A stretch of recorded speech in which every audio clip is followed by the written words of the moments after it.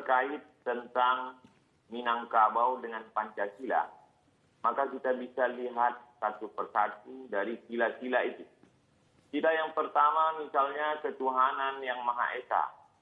Maka berbicara tentang ketuhanan, saya masuk ke suku Akit, suku Laut, suku Sakai, suku Talang, suku Anak Dalam, suku Kubu. Maka di sana masih ada orang yang tidak bertuhan. Saya menyaksikan sendiri mereka menggantungkan kain-kain putih lalu tidak tahu apa yang mereka sembah. Masih ada suku-suku Melayu tua yang belum bertuhan. Tapi Minangkabau tidak hanya bertuhan, mereka justru membuat orang yang tidak kenal Tuhan menjadi bertuhan. Berbicara tentang sila pertama ketuhanan yang Maha Esa. Saya menyampaikan tausiah di sebuah pulau di Aceh, Semelu. Di sana saya diajak berziarah ke salah satu makam tua dan orang tua yang menyebarkan Islam itu berasal dari bumi Minangkabau. Kemudian saya pula bertausiah di Sulawesi Tengah di Palu. Di atas bukit di Palu itu juga ada makam tua penyebar agama Islam juga datang dari bumi Minangkabau. Oleh sebab itu sila pertama ketuhanan yang Maha Esa, maka Minangkabau adalah para suluh di tengah gelap yang membawa siar Islam. Yang kedua tentang kemanusiaan. Di depan rumah orang Minangkabau ada rangsiang, tempat menyimpan beras. Beras itu dibagi-bagi lagi. Ada beras yang dimakan keluarga, tapi juga ada beras yang jadi makanan untuk fakir miskin. Orang Minangkabau adalah orang yang paling peduli terhadap kemanusiaan. Oleh sebab itu, orang Minangkabau membuka rumah makan.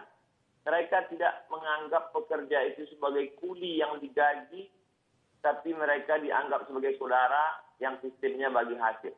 Karena mereka melihat sebagai kemanusiaan. Itu maka rumah makan berkembang pesat yang hari ini dia menjadi tukang angkat piring.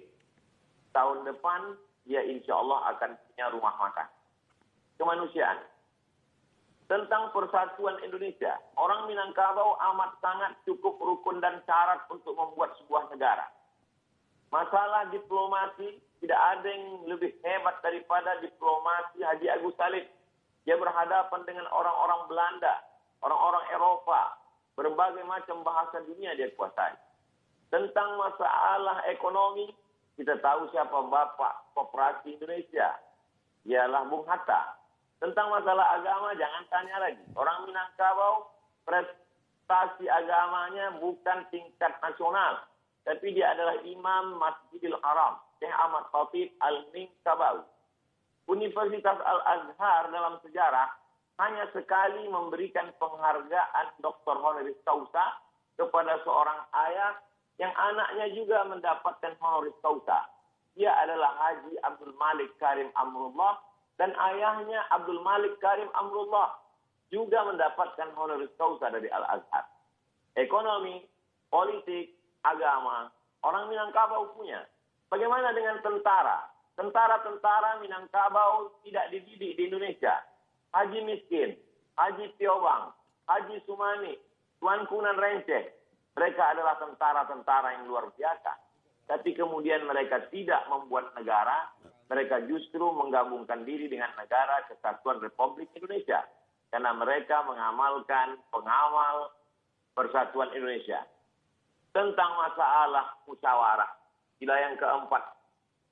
Musyawarah, bule ayah dek pambuluh, bule kato dek mufakat. Air itu menjadi bulat kalau dia lalu di pembuluh. Sedangkan kata itu menjadi bulat kalau dia ada musyawarah mufakat.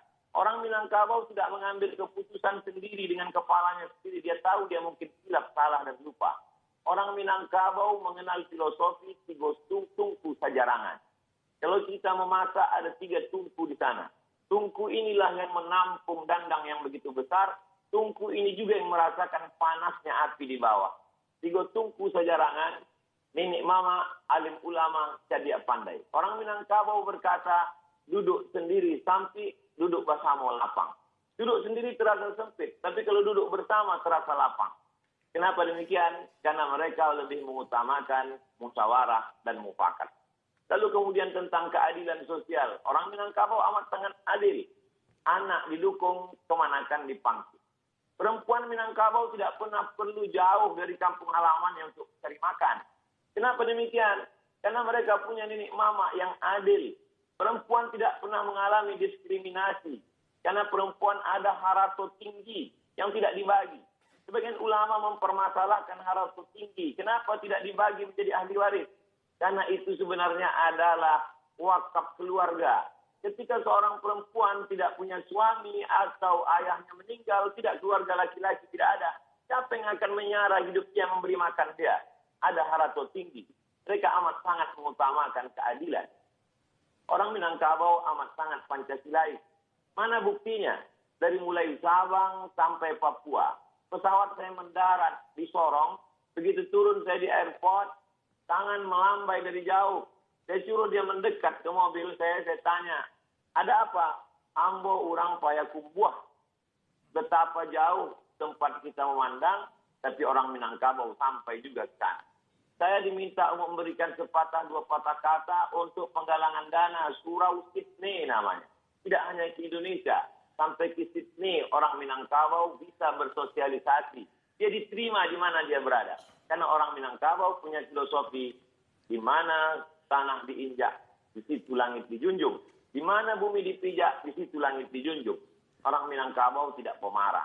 Orang Minangkabau tidak pendendam.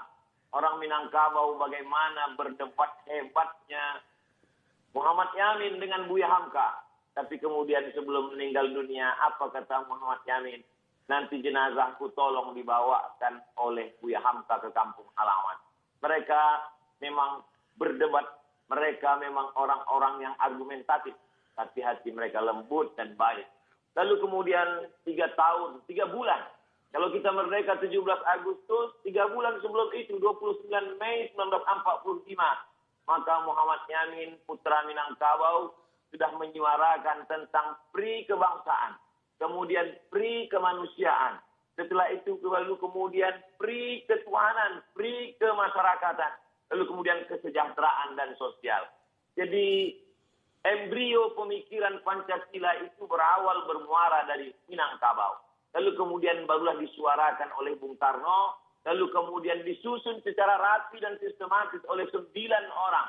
Dan di antara 9 orang itu 3 orangnya adalah Minangkabau. Agus Salim, Sultan Syahrir, dan kemudian pula Agus Salim, Muhammad Yamin, dan Bung Hatta. Kalau 9 orang ada 3 orang Minangkabau, maka sesungguhnya Minangkabau mewarnai setiap gerak langkah pemikiran orang Indonesia. Jadi saya kira ini adalah ikram gratis untuk anak-anak muda Minangkabau supaya dia lebih memahami siapa Minangkabau, apa Minangkabau, bagaimana sejarah orang Minangkabau. Saya menganggap di balik ini semua tentu Ustadz selalu berkata ada hikmahnya, tapi tentu juga di sana ada pelajaran berharga. Man takallama faqad arada aqlahu 'alan nas. Siapa yang berbicara, sesungguhnya dia sedang mempresentasikan isi kepalanya kepada orang banyak. Siapa yang berbicara, dia sedang menunjukkan isi kepalanya kepada orang banyak. Oleh sebab itu, kalau kita tidak terlalu terlatih biasa untuk bicara, lebih baiklah bicara pakai teks, lebih selamat. Karena kita pun memang sudah terbiasa berbicara pakai teks dari dulu sampai sekarang. Saya pun sebelum bicara, saya latih-latih dulu. Mudah-mudahan tidak terpleset karena kita manusia biasa, boleh jadi kita terlupa, tersilap, dan tersalah. Saya kira demikian, Bang Karti.